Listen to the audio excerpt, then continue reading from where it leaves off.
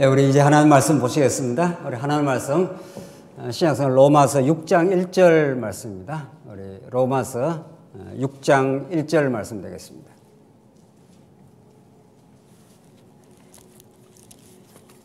찾으신 줄 알고 봉독 드리겠습니다. 로마서 6장 1절 말씀입니다.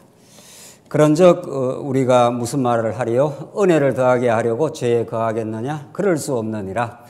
죄에 대하여 죽은 우리가 어찌 그 가운데 더 살리요? 무릇 그리스도 예수와 합하여 세를 받은 우리는 그의 죽으심과 합하여 세를 받은 줄을 알지 못하느냐? 우선 3절까지 봉독 드렸습니다. 우리는 어느 성경을 대할 때마다 성경의 기록 목적을 언제나 못 받고 우리 하나님 말씀을 상고하는 것이 여러분과 저에게 빗나간 길을 찾는 것이 아니라 올바르고 정당한 복음의 메시지를 우리는 들을 수 있습니다. 2000년 교회사에서 수많은 신학자들, 수많은 목회자들, 수많은 성경을 가르치는 사람들이 있어 왔지만 왜 통일된 성경 해석의 원리가 잘 정립이 되지 않고 수많은 교파들로 나누어지고 성경을 보는 관점이 왜 그리 다양하게 그렇게 이루어졌는가? 이것이 모든 진리를, 성경의 진리를 추구하는 우리 모든 성도들에게는 참으로 물어야 될 진지한 질문입니다. 성경은 그 원리적으로 봤을 때 너무도 단순하고 명쾌합니다. 타락한 인간이 하나님의 영이신 하나님, 이 우주 만물을 창조하시고 지금도 경륜하시고 우리를 사랑하시는 그 하나님에 대해서 이 피조 만물을 통해서 아무리 궁구하고 노력하고 연구해도 우리는 알 수가 없습니다. 알 수 없게 돼 있는 거죠. 개미가 인간을 아무리 연구해서 노력해서 그 인간의 세계를 알 수 없는 것과 동일합니다. 그래서 성경은 하나님 어떠신 분인가? 하나님이 언약하시면 그 언약을 신실하게 이루어 가시는 여호와 하나님, 그 살아계신 하나님, 우주를 지금도 통치하고 지금 교회를 다스려 가시는 하나님, 그분이 얼마나 영광스러운 분이고 위대한 속성을 가지고 있는가, 그 하나에 딱 집중이 되어 있습니다. 그것을 가르쳐 주기 위해서 그의 아들 예수 그리스도를 보내심, 그 외에 성경은 어떤 말도 전가하고 있지 않습니다. 그쪽으로 수렴되고 그쪽으로 정리되고 통합되지 않는 어떤 성경 이해도 빗나간 이해입니다. 이렇게 해야 된다, 저렇게 해야 된다는 것이 성경에 표면적으로 나와 있지만 그건 예수 그리스도의 지체로서 하나님이 만들어 가시는 일인 거죠. 예. 그렇게 보지 않으면 우리는 도덕과 세상의 가르침과 성경의 가르침을 구분할 이유가 없습니다. 그냥 세상 가르침 따라 살면 되는 겁니다. 오히려 세상의 가르침이 더 우리에게 힘을 공급할 때가 있습니다. 좋은 인문학 강의 들으면 불끈불끈 새롭게 인생이 이해되는 경우도 많습니다. 그런 것을 우리는 복음이라고 하지 않습니다. 우리는 예수가 하나님의 아들 그리스도로 오셔서 그가 참 선지자요, 그가 이 우주를 관장하시는 왕이시요, 그가 우리를 사랑하시는 제사장이다. 그 외에 성경은 어떤 것도 정언하지 않습니다. 로마서의 맥락을 우리 보십시다.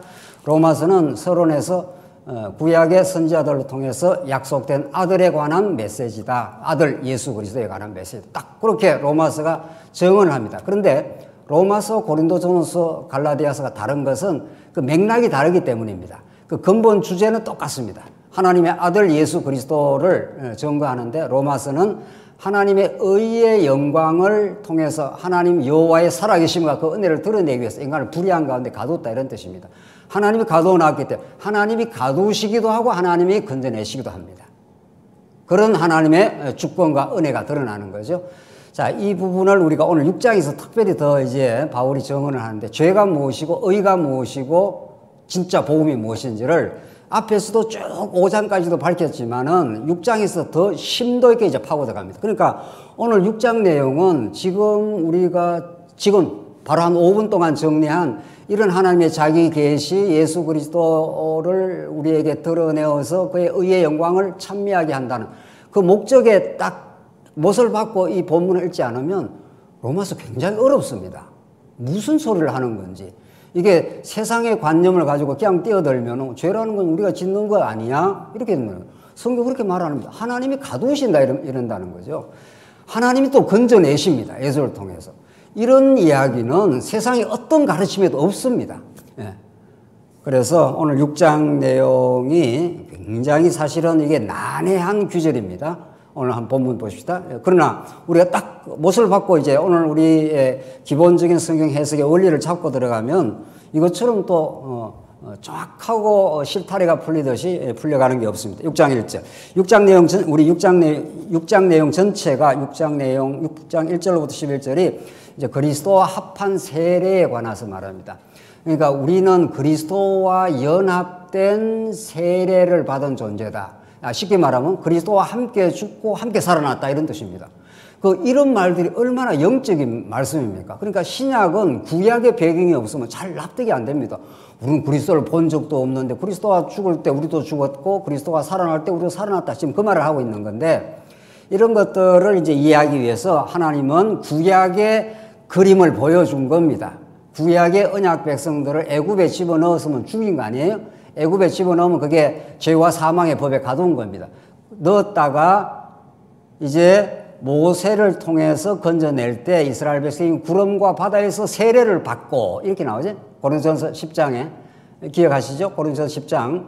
그래서 이스라엘 백성들을 가나안 땅에서 하나님 나라 백성으로 하나님 나라를 이미 이루어 준다고 아브라함에 약속하고는 하나님께서 그것이 얼마나 큰 은혜의 영광인지 큰 사랑인지 이제 그 빛의 그 고마움을 알게 하기 위해서 어둠 가운데 집어넣겠다 이런 뜻입니다. 그래서 애굽으로 집어넣습니다.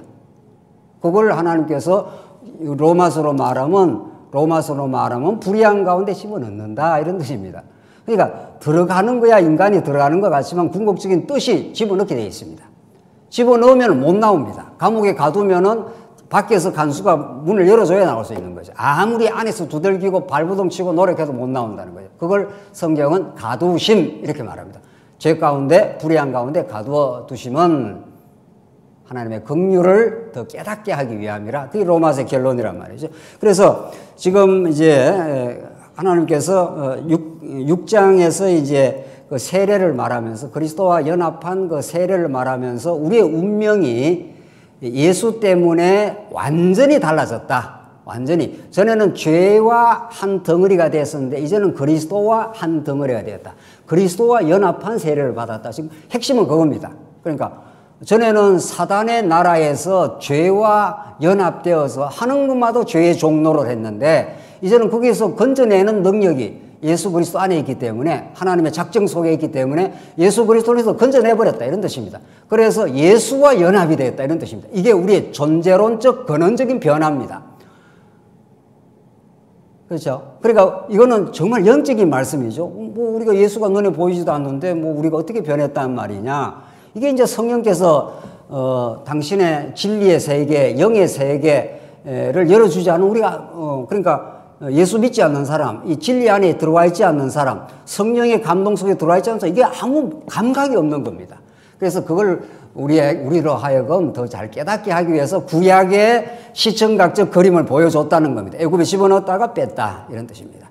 자, 그래서 이제 세례를 이제 우리가 설명하겠는데 우리 지난 시간에 그 간단하게 요약하면 어떤 말이 있었는가 하면 한 사람 아담을 통해서 모든 인류가 죄의 종로로 단 것처럼 한 사람 둘째 아담 혹은 마지막 아담 예수 그리스도를 통해서 은혜의 왕노로 은혜의 생명 속에 들어왔지 않았느냐 이렇게 말하면서 그 은혜의 영광을 더하게 하려고 하나님께서 율법을 갖다 댄 것은 율법 잘 지켜서 하나님께 나오라는 게 아니라 율법을 갖다 대는 것은 범죄를 더하게 하려 함이라. 죄가 더한 곳에 뭐라고요? 은혜가 더 넘치게 하려고. 하나님은 원래 은혜가 넘치는 분인데 그 은혜를 은혜로 깨닫게 하려고 이제 하나님께서 죄 가운데 가두시고 율법을 준 것은 자꾸 범죄가 더하게 율법을 갖다 대면 갖다 댈수록 우리에게 거울을 갖다 대면 갖다 댈수록 맑은 거울을 갖다 대면 우리의 어리석은 모습을 이제 하나님 노출시킨다는 거죠. 그렇게 하고 그럼에도 불구하고 하나님께서 너는 내 백성이야. 너는 원래 하나님의 내 자녀야. 내가 한 번 너를 오늘 이사야서에 우리가 봉독 드린 대로 너는 내 것이야. 바벨론 잡혀갔다고 해서 내 것에서 조금도 변개가 되지 않아. 바벨론이 잠시 너희를 교육하기 위해서 데려간 것뿐이지 내가 바벨론을 붕괴시키고 다시 데려와. 이런 말이죠. 너는 내 것이야. 이런 말씀입니다. 너는 내 자녀이기 때문에 아무도 손 못 건드려. 이런 말이죠.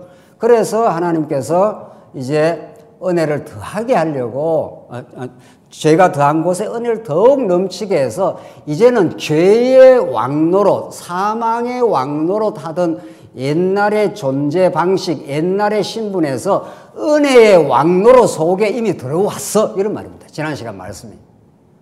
이 말을 이제 이게 이제 복음의 절정입니다, 사실은. 그렇게 하니까 이걸 깨닫는 쪽에서, 이 바울의 복음을 듣는 쪽에서 질문이 생기는 거죠. 반문이 생겨서 바울이 그 질문 생길까지 다 알아가지고 바울 스스로가 수사학적 질문을 하는 겁니다. 자, 그렇다면은, 죄가 더한 곳에 은혜가 넘친다니, 그러면 은혜를 더하게 하려고 죄를 막 지어도 되겠네. 이런 질문을 복음을 정수로 깨닫지 못하는 사람들, 또 복음을 깊이 깨닫지 못한 어린 성도들, 또 아주 빗나간 차원에서 그런 질문이 나올 수는 있겠다. 또 그 질문이 나오는 것이 복음이 제대로 증거한 거다. 이런 뜻입니다. 아주 재밌는 이야기죠. 이 질문이 안 나오면 복음이 제대로 증거 안 된 거다. 이런 뜻입니다.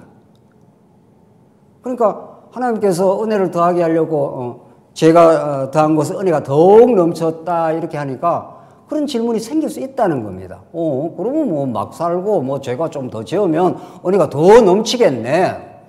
이런 질문, 이런 빗나간 생각을 할 수 있다는 겁니다.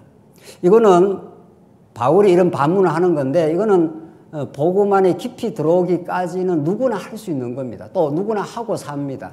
사실은. 자, 보십시다.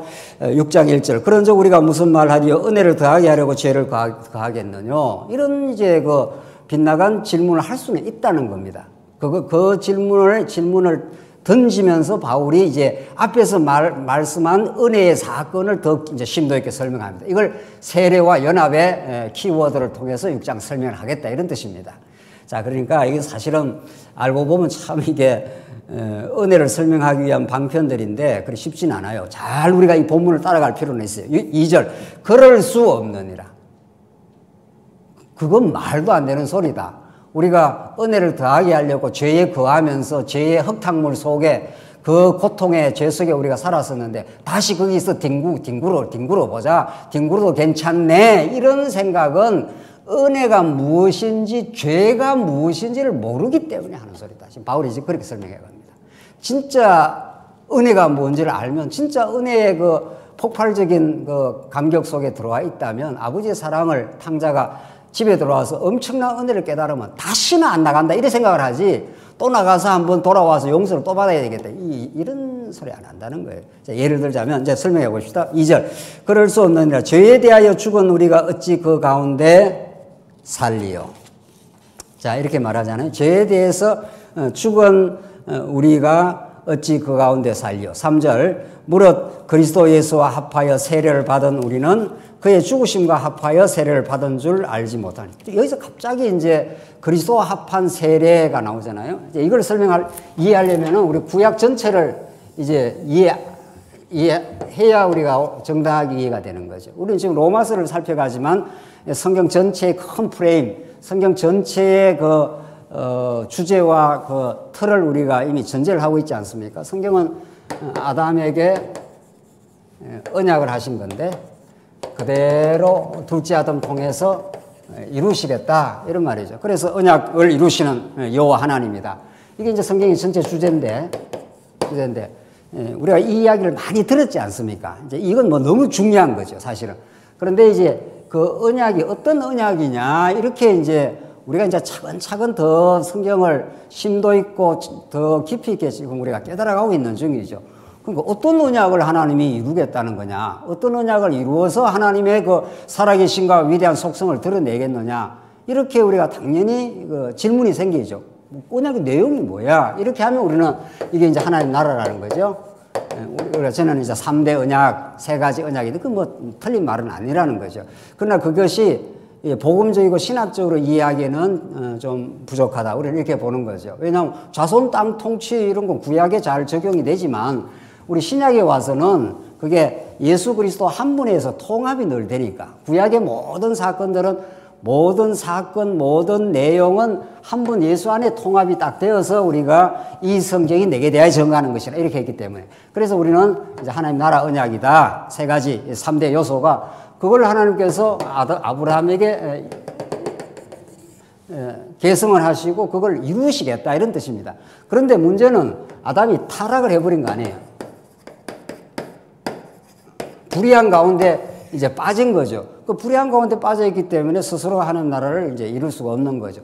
그러면 하나님께서 약속이 폐기되느냐? 그렇지 않다. 하나님께서는 아담이 불의해도 하나님이 여전히 아브라함에게 그 언약을 이루시고 실제로 이루어 가신다. 어떻게? 불의한 자를 하나님께서 의롭다 해주신다. 이게 이제 하나님의 의입니다. 그러니까 여기가 하나님 나라 언약이 아브라함에게 그대로 이루어지는데 하나님 나라를 이루려면은 이 타락한 인생을 가지고는 못 이루잖아요. 그러니까 이 타락한 인생을 불의한 자를 의롭다 하십니다.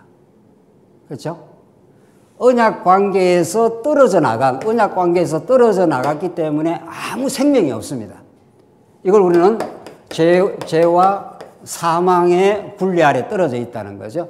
그런 자를 하나님께서 하나님의 나라를 이루는 방법이 하나님의 의입니다. 그러니까 그렇죠?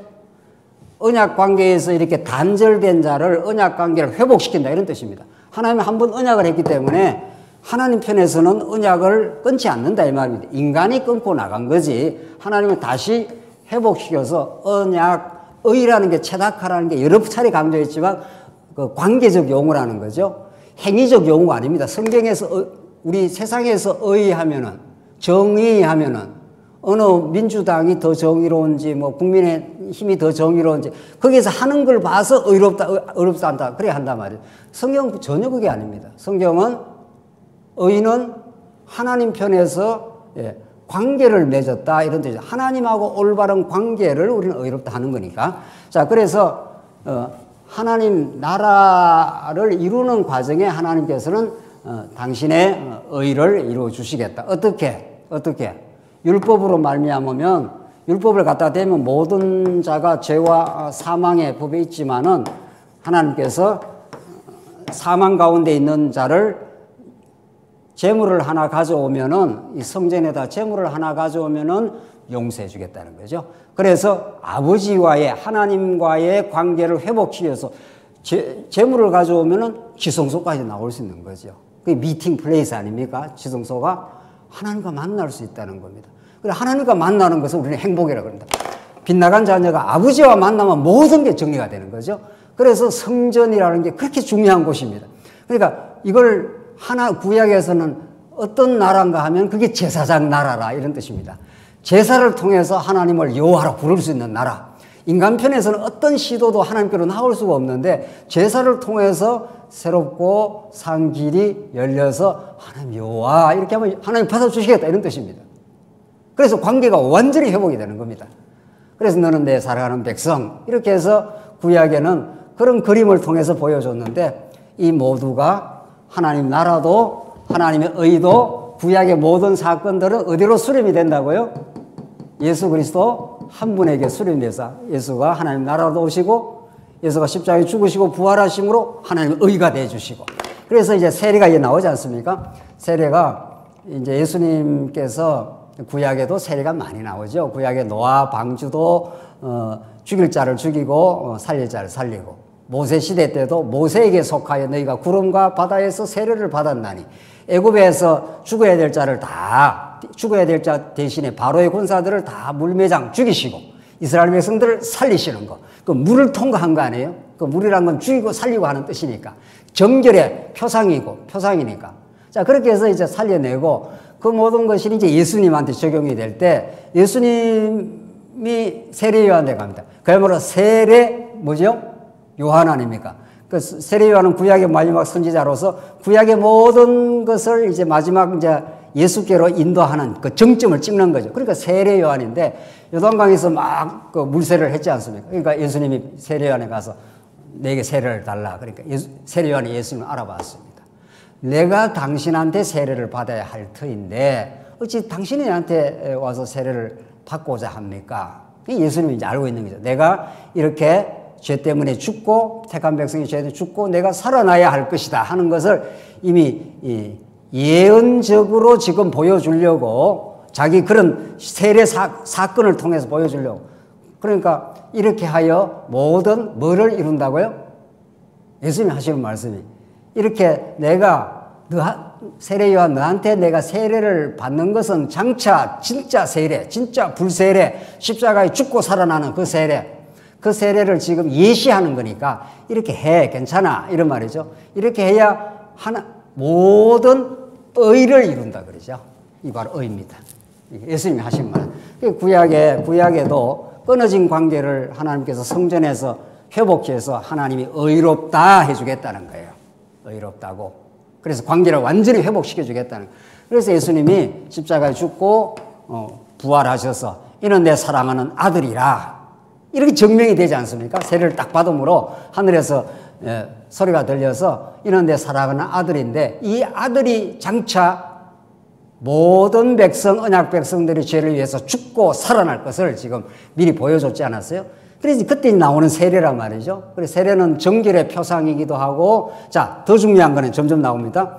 그래서 이제 이 세례를 통해서 이제 이스라엘 백성들이 애굽에서 건짐을 받은 것처럼 너희들이 지금 죄에 대해서 오해했다 이런 뜻입니다. 이 죄에 대해서. 자, 여기까지 이야기하고 바울이 은혜를 더하게 하려고 죄에 거하겠느냐 했잖아요. 하나였어요.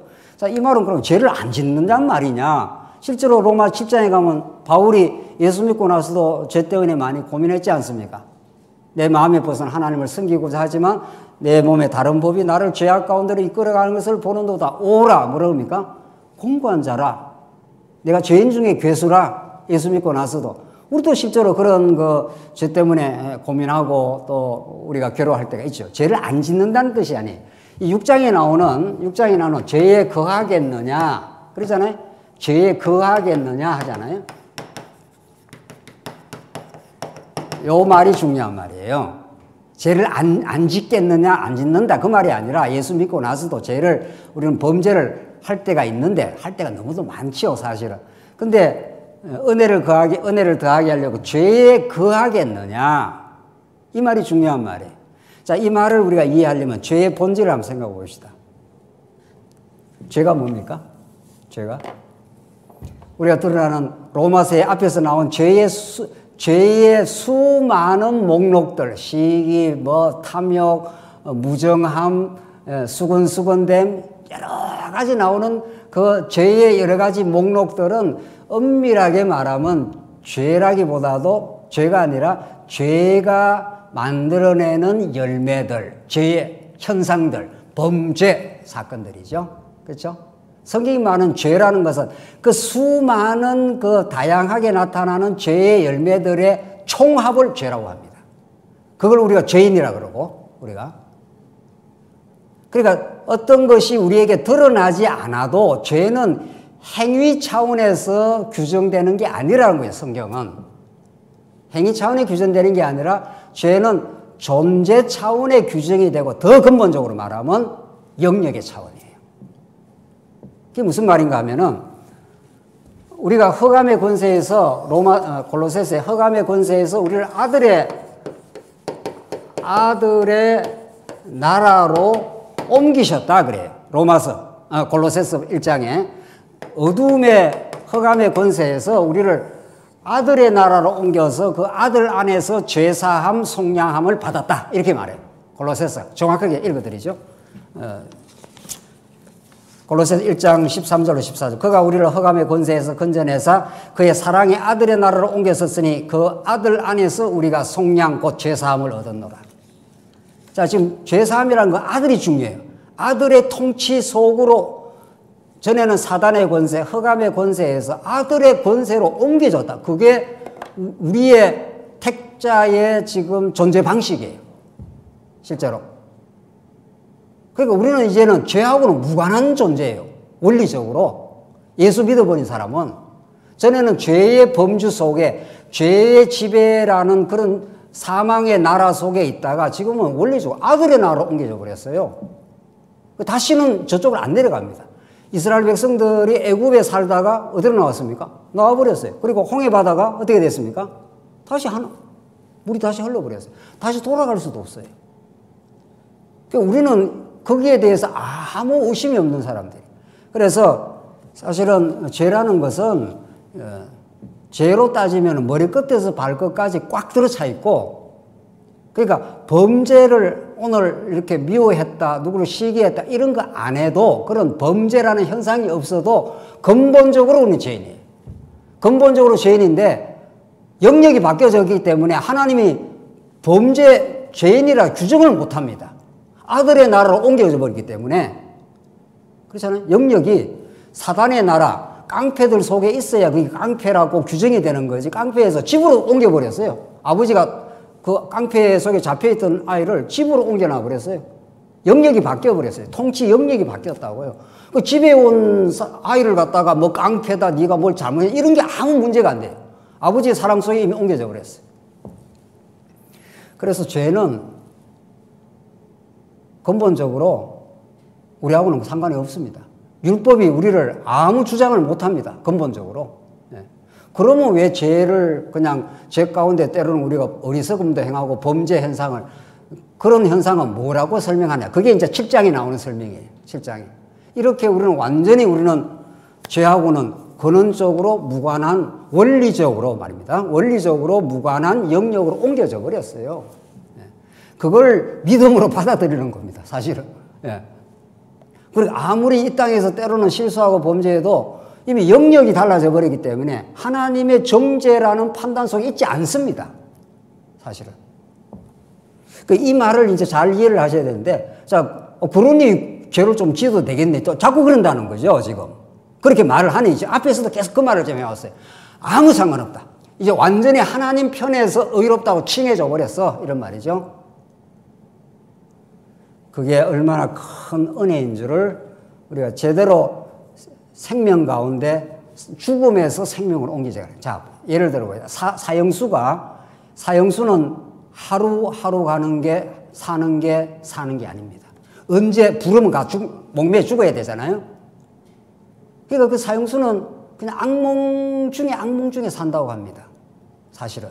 그게 사는 게 아니죠. 이미 죽음이라고 딱 규정이 됐기 때문에 그게 생명이 연장되는 게 아니라 이미 죽음이라는 범주 속에 들어가 있는 거죠, 사형수는. 그렇죠? 그런 사형수에게 대통령이 사면을 해서 너 지금 오늘부터 해방이야. 막 그랬다고 치십시다. 그 사람은 다시는 그 죄 같은, 난 다시는 정말 그쪽으로 보기도 싫다. 뭐 이렇게 될 겁니다. 그리고 그 생명 속에, 용서 속에 사는 것이 얼마나 감격이고 기쁨이고 생명이고 그렇게 살 겁니다. 내가 목숨이 다하는 날까지 나를 용서해 준 그분의 은혜 속에 살 겁니다. 자, 문제는 은혜가 얼마나 크냐. 우리의 그 사형수와 같은 그 불안함, 사는 게 아닌 삶, 이런 거죠. 그래서 예수 안 믿는 건 사는 게 아닙니다, 사실은. 예수 안 믿고 진리 모르면 사실은 몸뚱아리만, 사형수가 그냥 그 마지막 날을 그냥 기다리고 있는 것 뿐입니다. 그 예수를 믿는다는 건 하나님 은혜 속에 들어와 있다는 거죠. 자, 그래서 3절, 무릇 그리스도 예수와 합하여 세례를 받은 우리는 그의 죽으심과 합하여 세례를 받을 끝이 아니고 받은 줄 알지 못하느냐. 이미 세례받아서 살아나 버렸어요, 우리는. 4절, 그러므로 우리가 그의 죽으심과 합하여 세례를 받음으로 그와 함께 장사되었으니, 예수님 죽으실 때 같이 장사되어서 죽을 몸이 끝내버렸어요. 이는 아버지의 영광으로 말미암아 그리스도를 죽은 자 가운데서 살리신 같이 우리로 또한 새 생명 가운데 행하게 하려 하심이라. 자, 여기도 행하게, 여기 강점이 있는 게 아닙니다. 성경에서 자꾸 행함, 거기 강점이 있지 않습니다. 우리가 천하 없는 행하를 해도 하나님께 아무 그게 무슨 의미가 있는 것도 아닙니다. 따지고 보면. 욥기가 그걸 말하잖아요. 네가 죄를 지은들 내하고 무슨 상관이, 네가 선을 행한들 하나님과 무슨 상관이 있느냐. 그거는 우리가 행복할 뿐입니다, 사실은. 그렇잖아요. 이 광활한 우주, 이 땅에 예수님 오시면 다 사라집니다, 이거 다. 그 하나님하고 뭔 상관이 있습니까, 사실은. 우리가 예수를 믿는 게 행복이고 예수 안에서 새 생명 가운데 행할 수 있습니다. 또 행하게 합니다. 죽은 생명이 아니고 새 생명 아닙니까? 이게 새 언약 안에 우리 안에 들어와 있는데, 성령께서 우리가 죽었던 이 흑암 권세에서 하는 것마다 죄를 지었다가 이제는 아들의 나라로 옮겨서 그리스도가 내 딱 머리가 되었단 말이죠. 그러니까 새 생명이 자꾸 공급이 돼요. 자, 새 생명 가운데 우리가 복음을 사랑하고 하나님의 은혜의 감동이 있고 죽었던 인생을 내가 살려줬고 오늘 코로나 시대에도 오늘 하루를 우리 보호해줬고 이런 감사와 감격이 자꾸 이런 넘치잖아요. 그래서 감사하고 마음에 하나님과의 연합, 오늘 이게 세례가 이제 연합 사건인데 그리스도와 연합, 그리스도 이 사망 권세와 연합되어 있다가 지금은 이제 그리스도와 연합됐다는 걸 자꾸 느끼고 은혜 속에 사는 사람은 그걸 새 생명 그럽니다. 이 죽은 생명, 타락한 육신의 생명이 아니고 육신 생명은 이제 죽어가요. 지금 우리는 조금 있으면. 그 새 생명 가운데 사는 사람은 틀림없이 주를 위해 삽니다. 지체들을 긍휼히 여기고 지체들을 사랑하게 될 것이고 그렇게 하면 누가 좋은 겁니까? 사실 물어봅시다. 그렇게 하면 누가 좋은 거예요, 사실은. 우리가 교회를 사랑하고 정말 진리를 위해서 수고하고 하면 누가 좋은 거예요? 하나님 엄청 좋아하십니까? 하나님 근본적으로 좋아하시죠. 근본적으로 우리는 하나님은 우리가 죄를 짓든 우리가 참 선을 행하든 우리를 영원히 사랑하십니다. 영원히 하나님의 자녀입니다. 그래서 우리가 새 생명 가운데 사는 것이 정말 보상을 바라지 않고 거의 기꺼이 주를 위해서 사는 우리 자신이 얼마나 풍요함을 누리는지 모릅니다. 예수님이 내가 이 땅에 온 것은 너희라고 생명을 얻고 더 풍요하게 하려 함이라. 요한복음에 나오잖아요. 하나님은 우리를 정말 풍요하게 만들어 주신다는 거죠. 그래서 정말 그 복음 안에 새 생명 가운데 하나님께서 살게 하십니다. 정말. 그러면 우리 자체가 펄펄 힘이 살아있는 거죠. 그렇게 해서 하나님께 영광을 돌리며 그게 이제 또 교회를 위한 일이 되는 거죠. 5절. 만일 우리가 그의 죽으심과 같은 모양으로 연합한 자가 되었으면 또한 그의 부활과 같은 모양으로 연합한 자도 되리라. 이 연합 사상이 얼마나 중요합니까? 이게 지금 의라는 게 이게 분열이 됐다가 하나님으로부터 이렇게 끊어졌지 않았어요. 그랬다가 하나님의 의를 덧입는다. 하나님의 의가 나타나는가. 하나님과 끊어졌다가 하나님과 연합되는 거죠. 거기서 생명이라는 게 정리되는 거 아니에요. 자, 봅시다. 하나님과 끊어졌습니다. 피조인간은 피조인간은 창조주 하나님과 연합 속에서만 존재 의미가 있습니다. 그로부터 생명, 그로부터 은혜, 그로부터 모든 공급의 원천이 이분이시죠. 그렇죠? 그래서 하나님과 연합되는 것을 우리는 평화라 그런다는 거죠. 우리 지난 시간에 하나님과 화평을 누리자 에이레네 하는 것은 끊어졌다가 다시 하나가 됐다 이 말. 하나님과 하나가 된다는 거죠. 이게 천국입니다. 이게 천국인데 근데 이게 끊어졌어요. 이게 딱 끊어지면 피조인간은 혼자 안 삽니다. 피조물 자체가 혼자 독립적으로 살 수 없게 되어 있어요. 피조는. 하나님과 연합 속에서 자기 존재와 자기 정체성이 형성이 되는데 하나님으로부터 떨어져 나가면 자동적으로 어떤 피조물과 연합이 됩니다. 이게 연합입니다. 그렇죠? 그래서 모든 존재는 우상을 갖고 있습니다. 하나님이라는 살아있는 그분의 은혜와 그분의 능력과 그분의 살아계심과 그분의 생명의 공급 속에 안 살면 누군가와 연합해서 교류하고 교제하고 즐거워하고 그것을 행복으로 유지하는 거죠. 자식, 명예, 권력, 섹스 어떤 것도 다 마찬가지. 어떤 거하고도 다 연합을 하려고 그래요. 그래서 이게 인간의 존재 방식입니다. 이걸 인간이 벗어날 수가 없습니다. 이게 죄라 하는데. 이걸 하나님 삼는 거죠. 이게 이제 하나님이 되는 건데, 그래서 로마서에 피조물을 창조주보다 더 섬기게 된다. 우상을. 그렇게 말하잖아요. 그래서 이렇게 사는 인생을 인간이 스스로 여기서 못 벗어난다는 겁니다. 그래서 이렇게 살다가 영원히 멸망합니다. 하나님께서 안 붙들어주고. 그래서 이걸 끊고 들어오신 분이 예수 그리스도예요. 십자가에서 이 죄악의 사슬을 끊어버리고 예수님이 다시 이 자리가 예수님 자리 아닙니까? 이 자리가. 여기를 끊어버리고 예수님을 통해서 이쪽 하나님으로 연합된 겁니다. 이게. 그래서 예수님이 우리를 품고 십자가에 죽으시고 우리를 품고 십자가에서 부활해버렸습니다. 그래서 부활의 새 생명 가운데 살 수 있도록. 그래서 지금 하나님으로 즐거워하는 거죠. 이제 예수 믿는 사람은. 그렇게 이제 자꾸 돼갑니다. 그런데 가끔씩 옛날 즐거움이 어떻게 해요? 살아납니다. 가끔씩은. 그걸 중독이라 합니다. 그 현대인들의 중독은 못 벗어납니다. 게임 중독, 무슨 중독, 알코올 중독, 무슨 중독, 무슨 중독. 자기 사랑 중독에서 못 벗어납니다. 그래서 그걸 끊어주시고 예수께로 예수와 연합된 겁니다. 이게 연합입니다. 이게 놀라운 하나님의 은혜인 거죠. 그래서 여러분 저는 세상 거 뭐 좀 좋아하다가도 이거 별거 아니네. 그쪽으로 연합해도 별거 아니네. 그래서 말씀으로 돌아오고 예수께로 돌아오고 하나님께로 돌아오고 하나님의 영광으로 살고 뭐 이렇게 되는 겁니다. 그걸 오늘 세례와 연합, 예수님과 죽고 예수님과 살아나서 존재 방식이 완전히 달라지고 영역이 달라졌다 이런 뜻입니다. 영역이 달라져 버렸는데 뭔 죄를 자꾸 짓는다 그래. 더 짓고 말고 할 거 없이 죄는 머리끝에서 발끝까지 꽉 들어차 있어. 너희가 자꾸 죄인됨을 못 깨달으니 그냥 이 죄악 세상에 살면서 자꾸 범죄 현상을 노출시키는 것은 우리가 근원적으로 죄인임을 깨닫게 하고 예수께로 가게 하는 하나님의 뜻이야. 그러니까 궁극적으로 말해서 죄도 의도 하나님의 계시의 방편입니다. 천국 가면 죄도 없습니다. 그렇잖아요. 천국 가면 선악과도 없고 죄도 아무것도 없어요. 이 땅에 사는 동안 하나님의 의가 얼마나 놀라운 은혜인가를 깨닫게 하기 위해서 죄가 필요했을 뿐입니다. 자, 이 말을 이제 깊이 우리가 이제 알 필요가 있죠. 아하, 그랬구나. 그래서 이 하나님의 의로우신 예수의 절대적 필연성, 그 필요성을 깨닫게 하기 위해서는 죄가 필요했구나. 이걸 우리가 터득을 하고 정말 하나님 모든 게 은혜구나. 이렇게 하나님이 깨닫게 돼 가는 거죠. 6절 보십시다. 우리가 알거니와 우리의 옛사람이 예수와 함께 십자가에 못 박힌 것은 보십시오. 우리의 옛사람이 예수와 함께 십자가에 못 박혔대요. 자, 보십시오. 우리는 지금 21세기에 사는데 이런 것들 정말 자유주의 신학자들 그래서 이제 질문이 야, 예수는 2000년 전에 죽으신 분인데 지금 2000년 후에 내하고 무슨 2000년이나 역사적 거리가 있는데 무슨 그게 상관이 있느냐는 거예요.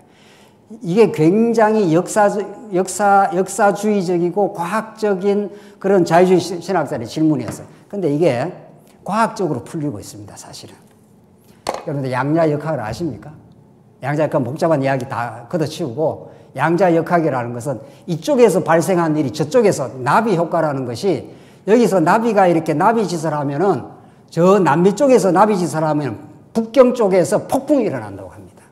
그러니까 저 남미와 베이징이 동시적으로 연결되어 있다 그래요. 이 우주가 그렇게 되어 있습니다. 지금 최첨단 양자역학은 여기와 저기가 떨어져 있지 않습니다, 사실은. 이거 물리적으로 증명된 사실이에요. 여러분과 제가 오늘 이렇게 말씀 깨닫고 이게 감사하고 우리 자녀를 위해서 기도하면 기도가 자녀에게 적용됩니까? 안 됩니까? 물어봅시다. 안 될 것입니까? 정확하게 됩니다. 정확하게 돼요. 우리가 어디서든 교회가 회복되기를 기도하지 않습니까? 만약에 이것이 입증이 안 된다면은 기도를 할 이유가 없는 겁니다. 여기서 하는 기도가 하나로 어떻게 전달이 됩니까? 그러니까 우리가 간절하게 하나님의 뜻을 구하고 기도하면은 우주에 어디에 있든지 전달됩니다. 그래서 세상 사람들은 텔레파시다, 양자역학의 동시성이다, 저쪽에서 일하는 것이 이쪽에 바로 동시적으로 전달된다 이런 뜻이거든요. 실제로 동시적으로 전달됩니다. 여러분이 지금 먹는 음식이 저쪽에 어딥니까? 필리핀에서 온 바나나 먹었죠? 드셨죠? 그럼 필리핀의 그 신토부리가 우리한테 바로 입으로 들어오는 겁니다. 필리핀과 우리가 그대로 연결되고 있는 겁니다, 사실은. 그러니까 떨어져 있지 않습니다. 모든 게 연결되어 있고 모든 게 하나님의 신령한 통치 속에 들어있습니다. 그러니까 과학도 어설픈 과학을 할 때 이게 떨어져 있는 게 연결이 되냐 이런 거지. 요즘 최첨단 과학이 하면 2000년 전 사건과 우리하고 직결되어 있습니다, 사실은. 동시성입니다. 동시적이에요, 사실은. 동시라는 말도 안 맞습니다. 영원 안에서 하나입니다, 사실은. 그래서 떨어져 있는 게 아니라 우리는 예수 안에서 영원히 하나가 되어 있습니다, 사실은. 이거 믿어지십니까? 우리는 창세전에 예수 그리스도 안에서 하나님은 자녀입니다. 영원히 하나가 되어 있습니다, 사실. 이 땅에는 역사라는 시간이 필요한 것은 우리하고 경험하고 깨닫고 더 절실하고 죄가 무엇인지 알게 해서 예수를 믿게 하고 이런 하나님의 역사적 과정일 뿐입니다, 사실은. 우리는 이미 창세전에 영혼 안에서 하나님의 자녀입니다. 절대로 망하지 않습니다. 바울이 지금 그걸 알고 있습니다. 그래서 우리의 옛사람이 예수와 함께 십자가에 못 박힌 것은 죄의 몸이 죽어 다시는 우리가 죄의 종노를 하지 아니하려 함이니 영역이 바뀌었어. 우리는 죄라고 정죄도 안 돼. 우리는 하나님의 자녀야. 이 확신 속에 살아. 바울이 지금 그 말을 하려고 지금 계속 이 말을 지금 끌고 가는 겁니다. 7절 이는 죽은 자가 죄에서 벗어나 의롭다 하심을 얻었습니다. 얻을 것이 아니라 얻었습니다. 깡패에 속을 해서 아버지 집으로 옮겼다 이런 뜻입니다. 다시는 이제 안 나갈 수도 없어. 애굽에서 나와버렸는데 이제 갈 길은 가나안 땅밖에 없어. 가는 중에 옛날 우리 옛 습관이 노출이 되면서 우리가 어떤 어리석은 존재, 우리가 죄인임을 발견해 나가고 하나님의 은혜의 영광을 더 누리게 더욱 성막으로 가도록 만든다. 예수 앞으로 가도록 하시는 하나님의 섭리일 뿐이다. 이런 겁니다. 여러분과 제가 이 땅에 겪는 모든 것들이 어떤 것도 하나님의 은혜를 드러내고 우리에게 깨닫게 하지 않는 건 없습니다. 그래서 예수 믿는 것처럼 긍정적이 없습니다. 예수 믿는 것처럼 대긍정이 없습니다. 이게 로마서가 지금 증거하고 있는 은혜의 복음입니다. 결론 지으십시다.